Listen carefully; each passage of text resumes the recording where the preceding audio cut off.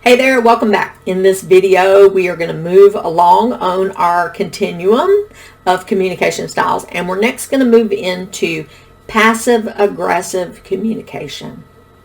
So someone with a passive-aggressive style experiences anger, but for whatever reason, they cannot be direct about it. So they can find a way to express themselves indirectly and often deny that there's any anger behind it.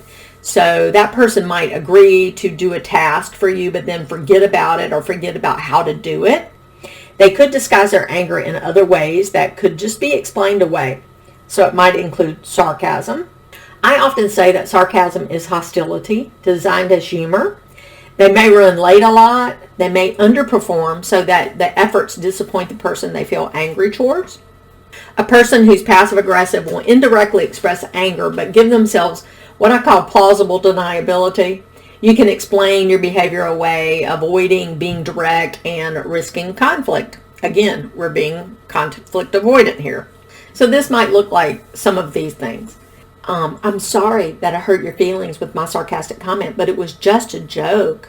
I'm sorry that I was running late for dinner with your parents. I caught every red light between here and there.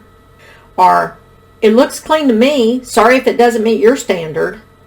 Passive aggressiveness can also show up in these kind of ways. We may make an agreement to perform a task, but then just fail to meet the expectation. We may take on too much so that we can't meet it.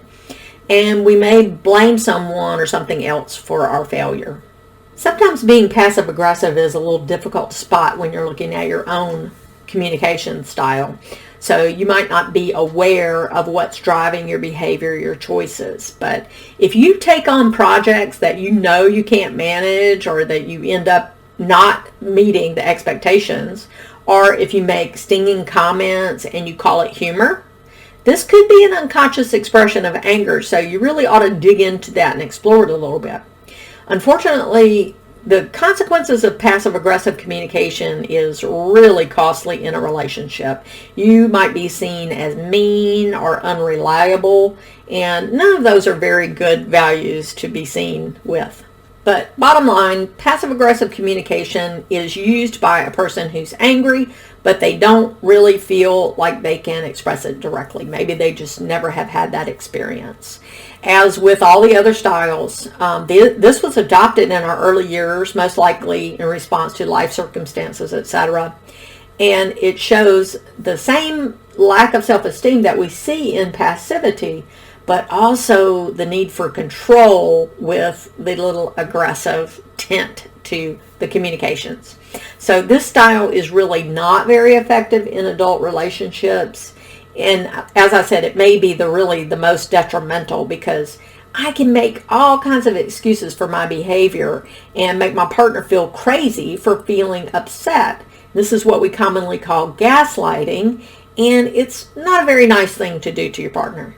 In our lifetime, we probably have all encountered a person with that passive-aggressive communication style. They're very frustrating, aren't they?